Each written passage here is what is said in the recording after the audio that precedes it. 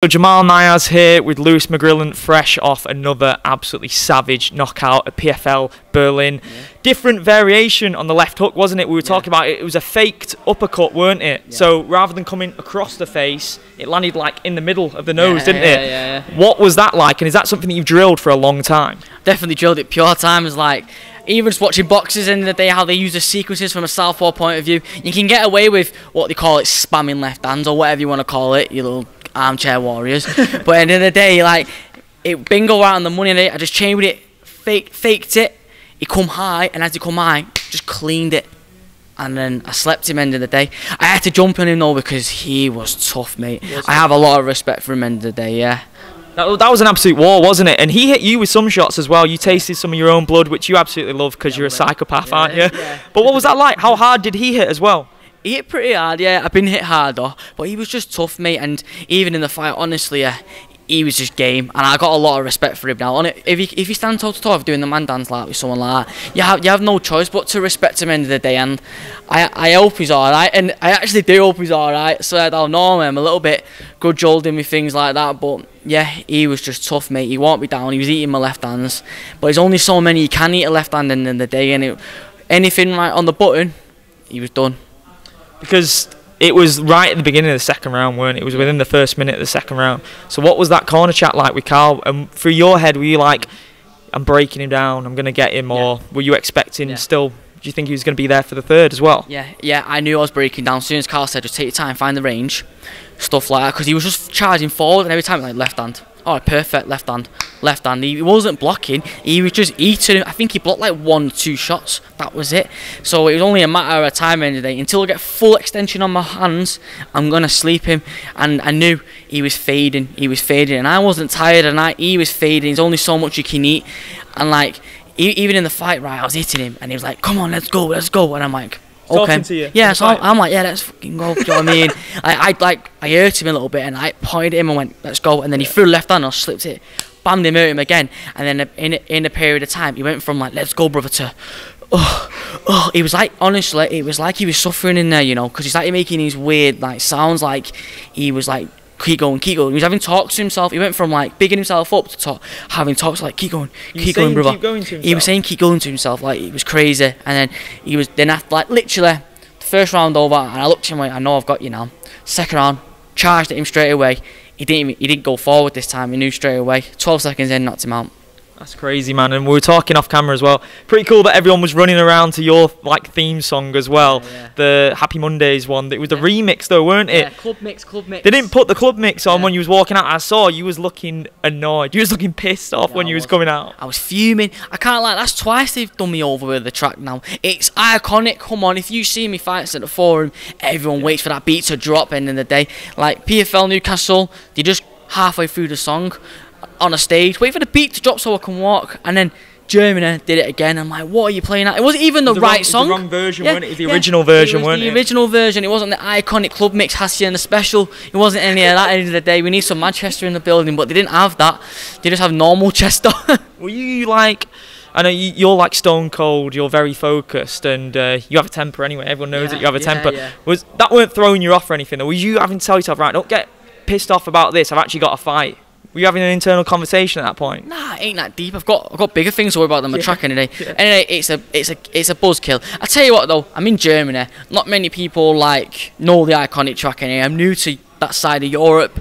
Great support by the way over there. Appreciate Germany, but it wasn't like Withenshaw, Manchester. It wasn't like Newcastle like this. It wasn't like UK end of the day, and it wasn't that bad. I've got bigger things to worry about. I've got Mcgrillen in front of me who wants to try and take my head off, and I want to take his head off end of the day. Post-fight interview as well, you showcased a lot of anger as well. I know you go into that sort of, you were still in that rage state from fighting. You're very pent up, adrenaline pumping, and you said, like, I spoke to Louis Lee Scott as well. They always say that kind of cringe, like looking back at it and stuff. But you know, that's the stuff that sells, and the PFL love that. But were you just, what was that? Just pure adrenaline from that? What it is, right? Yeah, I cringe at it now because I'm like, why are you saying that? I shouldn't be saying that on TV. He can get cancelled for one. It doesn't look good. The other people might not like me or whatever. I'm already bored about that side, but it just doesn't look good sometimes from what I'm saying. But what really like gets to me the most, I genuinely mean it at the time. Like I'm being deadly honest. Like there's no hesitant. I'm being honest. So when I'm saying that and I'm being brutally honest, I'm exposing myself. Like, do you want to say I'm being my true colours? I was being me when I because I'm in that mad state when I'm having a fight. It's so hectic in there. You actually are surviving in there. It's literally kill or be killed. So I'm saying that. Then after it, I'm like, I want to come down with adrenaline, and I think, shouldn't have said that, should I? Because I'm not that person anymore. I cringe at that. That's the psycho side to me. I cringe. I go, oh, I'm a bit mad. The fact that, you know, every time you're getting in there as well, you know, that rage comes out afterwards, because you're essentially going up against someone that wants to take your dream away from you. Exactly. If you suffer a loss, you know, by no means it's the end of anything, but it's a little bit of regression. It's a step back, and it's a barrier, a momentarily barrier in between you and your dream. Is that the way you look at it? Yeah. Because everyone's like bigging me up, and I got all this hype behind me, and people think. Like, it's like people have the pressure what I have on their shoulders. They think that anyway, and it's like, oh, you could fall back and this and that. Anyway, I'm gonna lose one day. It's not that deep, but it is deep because it means so much to everyone. I just hate losing. I love winning. I'm a fighter. Do you know what I mean? And that's what it is. Like you said, nail on the head. Like, it's my dream in it, and they're trying to crush it. They're trying to beat me. They're trying to derail the hype train in the day, but the hype train's just gonna keep going. Yeah, and you're taking that personally as well from their perspective. Is that why you get in their heads as well? Because for you, it is personal, whether they realise it or not. They are trying to stop you from bringing money home to your family, make a better life for yourself. Yeah, exactly. And they might look at you at the weigh-ins and think, why is this guy like really trying to antagonise me? But have I hit the nail on the head there? That's the way you look at it. That's it, literally, because it's war out here for me. End of the day, like it's my dreams, and I'm just they probably look at me like, look at this young kid. I swear to God, every person says, you're just a kid, you're just a kid, you're just a kid. Yeah, but what do you mean I'm just a kid? Wait, I will spark anyone out, so it doesn't matter if I'm a kid. But yeah, I'm a kid, but look at the talent I've got. I have 10 times the talent than they've ever had at the end of the day. And I think some people are a little bit jealous of me, innit? Joe, like, with like the hype or whatever. So they want to derail me, innit? Which is understandable, competitive by nature. That's the sport we're in. And we spoke about it a couple of times today as well. ESPN sharing last year's video. How many fights ago was that now? Like 3 fights ago, the July one where you caught the guy's leg and made him levitate like in snatch. Like, it was absolutely crazy. Yeah. So they got in touch with you and said, could they use the video? 6 million views currently. McGregor, you mentioned Adesanya, Calvin Kattar, all these top UFC guys liking and commenting on the video as well. How's that been for your ego, mate? It must be absolutely through the roof right now. It was just like fanboy mum, like, oh my God, McGregor, finally.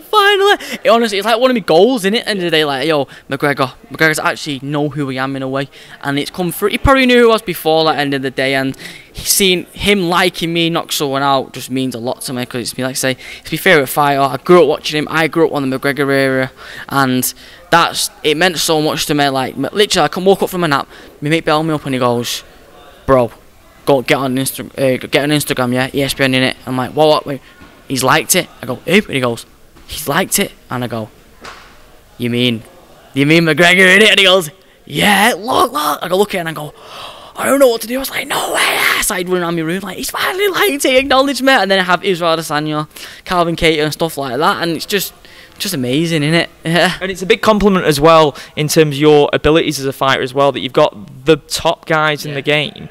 They're recognising your abilities, and they're like probably going, holy shit, at that knockout as well. That's like a big feather in your cap as well, isn't it, for those guys admiring your abilities as well as a fighter? 100%, because like I implement a lot of my style from set fighters who are champions, like excuse me, like McGregor, end of the day, left hand, southpaw, all that stuff in it. And then you got Israel Adesanya with his footwork and perfection of his kicks and stuff like that. Like he's striking seconds in on end of the day. And Calvin Kattar as well, like great boxing, crisp boxing, and just guys that I always watch. It's mad. Like every Saturday you watch him, don't you? Watch him just have a fight, and that's where you want to be, where they are, even probably greater. That's what you want, and seeing that is just crazy. I mean, so you're 2 fights in a 5-fight contract with PFL, or was that the first fight of the 5-fight? The Berlin one was the first, weren't it? So you got 4 fights left on this contract, right? They don't have a bantamweight or flyweight division in their tournaments in either Europe or the American version. Have they mentioned to you, look, because if they put you in a tournament, if they built a division around, not necessarily around you, but there's enough talents, rumours of the Bellator acquisition as well. Imagine that. Is that something that you're eyeing up? Yeah. Course, man. Like whatever comes forward for me in it. If other maybe if like other things don't work out for me in PFL, but I doubt that. PFL are good for me, and it's just big competitive fights for me in the day, and that's the fucking right fights I need in the day in it. Like it is a tournament. It's not like it's not a ranking system, is it? It's a tournament. I'm looking at the tournament now. I'm lining up everyone. I'm sizing them up, and I'm seeing how big I'm compared to some of these guys, and it's just what I do at the end of the day, innit? And like, I'm seeing these bantamweights, and I think, yeah, all right, yeah, you're average, yeah. And I expected them to be like, yeah, elite bantamweights, but no, I don't see the major elite. I think I get harder than him. I think I've just got a dog in me compared to them at the end of the day, innit? And I'm seeing these fighters and how they're fighting, and I think, mate, they would well want me to be in this tournament, and maybe if someone drops out in December in the final, I'll just step in and rob the bank in it. That's what I want to do. So, could you go up to featherweight? Would you go up to featherweight, or is that one too many? Nah, they're too big, then, right? Yeah, bantamweight, flyweight. Are you naturally a flyweight going up to bantam, or are you naturally a bantam cutting down to flyweight? I'm naturally a bantam cutting to fly now. I'm getting big now, innit? I'm 22 at the end of the day. I'm getting into my man strength, manpower, and I feel like maybe 2 years ago, definitely I was a flyweight going to bantamweight, but now I've like fully developed. I feel like I am a bantamweight going to flyweight.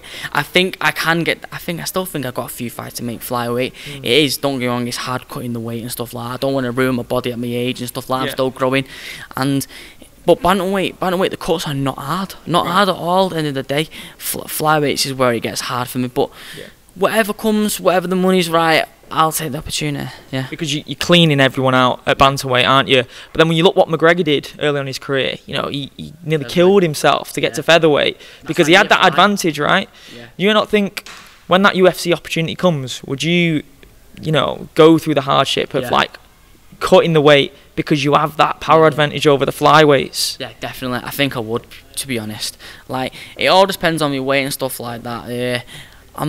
I feel like when I am comfortable at a set weight. I think when I'm like 67 kilo, I can make flyweight then. I'm heavier than that now.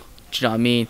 I'm enjoying myself a little bit, but I've got a nutritionist who can look after me. She's Mint Keller, and I've got the right team around me. I have these access to things to help me get to that weight than I would probably years ago, so thank God for that. Like, I've got these blessings of opportunities from sponsorships and stuff like that, like Mawson, and I feel like maybe that's the road to make flyweight, maybe one day, yeah. Do you think, I don't exactly know how it works, obviously you're under contract with PFL, UFC, they can't approach you whilst that contract's taking place, they can't? Well, if I know I could make flyweight and they don't want to do a tournament for flyweight next year, I could possibly go to the UFC. Yeah. It's all down to that end of the day, innit? We'll see what PFL's doing with me, but I know they're paying me decent, so I know for the fact they're going to up the money next year for me and stuff like that. I don't think they want to lose me in particular, so it's one of them. And I like them. They look after me well when I'm there, and that they're a good team. And Dan Hardy has full faith in me and believes in me at the end of the day what my capability is. And he understands where it's at with fighting and stuff like that. He understands it's every kid's dream to probably get to the UFC one day. But I love the PFL. They look after me well. Dan Hardy treats me well. He understands my talent at the end of the day. And yeah. We mentioned a potential Bellator acquisition. Those talks are like getting steam now, and I've heard that even by the end of this month a deal could be agreed, which would be, that's crazy for PFL. That like kind of aligns them as quite a tough contender against the UFC with their roster. You know, is there anyone from Bellator you'd look at and think, I'd like a bit of them? So it's Sergio Pettis, in it. Horiguchi. Is it Pitbull? He moved down as well, didn't he? And Sergio beat him, didn't he? So yeah, I look at them guys, I guess, end of the day, innit? Okay, so that's like they're in your like weight vicinity, aren't they? So there's some crazy good matchups. Yeah. But yeah, is that incentive for you to stick around with PFL as well next year? Their whole format could change, whether they actually stick to this tournament format now, this league format. Well, it's possible. It's possible.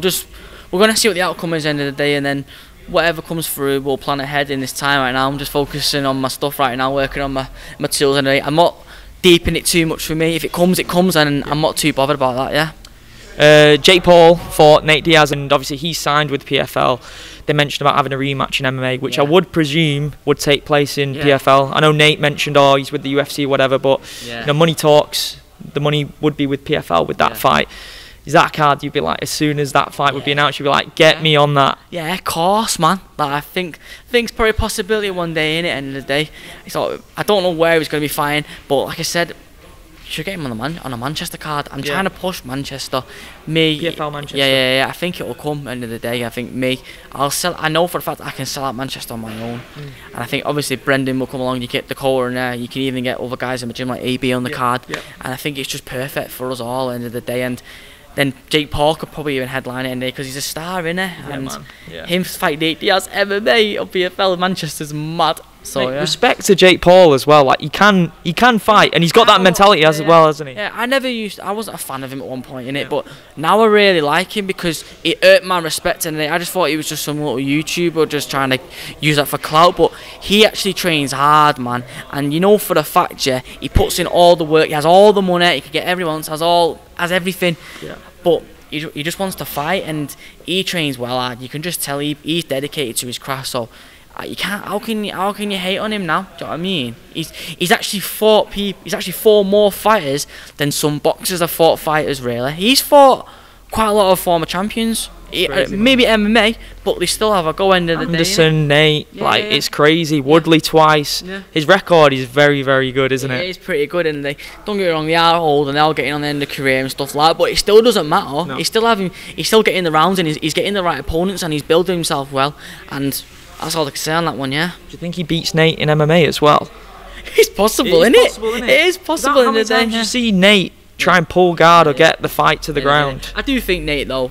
Like, got that MMA thing over him. I think Jake Paul needs a couple more fights. Needs some like experienced fights in MMA to get before he fights Nate Diaz in it end of the day. So it'll come through all in good time for him, yeah. 100%. We mentioned Ngannou as well before. Ngannou's now fighting Tyson Fury as well. Crazy crossover opportunities as well. You looking at those things and thinking, these opportunities are available, MMA versus boxing. Down the line, I mean, talking like way down the line, like towards the end of your career, you're going to get involved in all this crazy stuff. Boxing, bare knuckle. Yeah, I want to do bare knuckle. Yeah. Who doesn't want to do bare knuckle? Have a go on the cobbles, innit? I would love to have a bare knuckle fight at the end of the day. Who wouldn't? I think a proper fight for a bare knuckle fight, innit? Everyone's had a bit of a bare knuckle fight when you were kids, innit? Like schoolyard fight. It's just, I look at it that way, just a little bit more skilled, innit?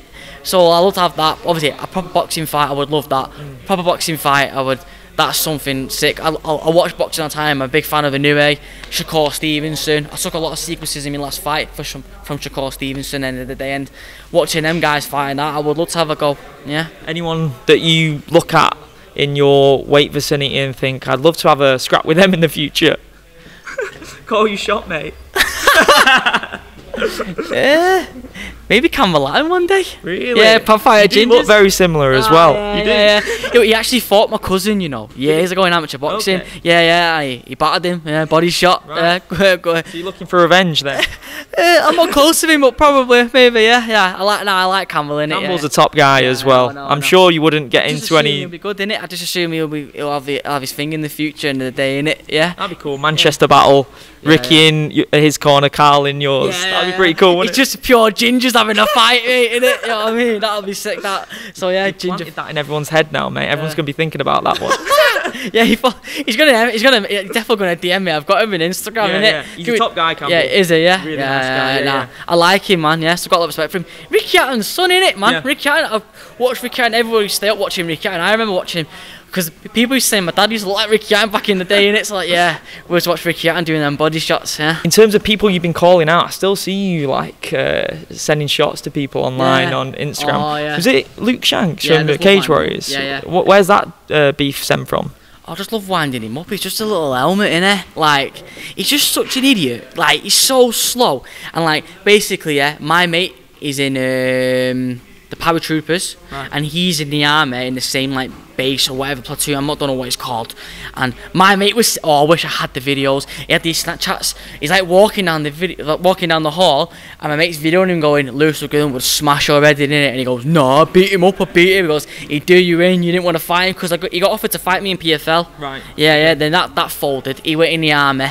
So that's why that battle never happened the other day. So I'm winding him up. He says he's been training and stuff like that, and we've been DMing each other.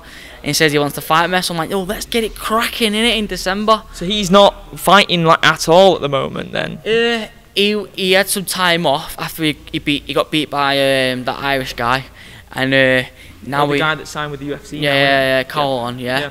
And he went in the army for a little bit, and now he's back in training. I've heard, but I'm not too sure if he really wants to smoke with me. I've heard he's sometimes not a little bit dedicated, so you better be worth it, mate. You better get training. You better be proving your worth to fight me. If not, I'm just gonna put you aside and find someone else. Sweet, bro. Right, I think we've covered absolutely everything there. Yeah. I really appreciate your time, man, and we'll catch up when the Dublin fight is announced. Best of luck with the holiday and everything, man. Appreciate it, bro. Thank you.